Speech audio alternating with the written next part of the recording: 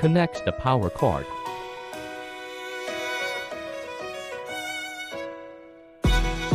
Turn on the computer.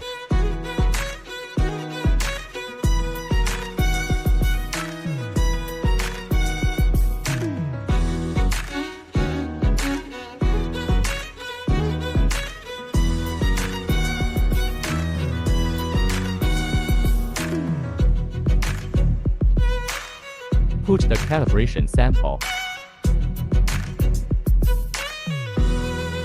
Open the software. Wait for 5 minutes for preheating.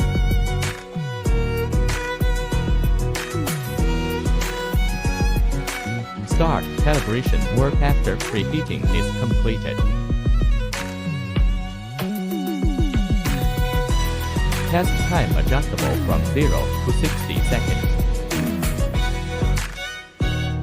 After successful calibration, can start normal sample testing.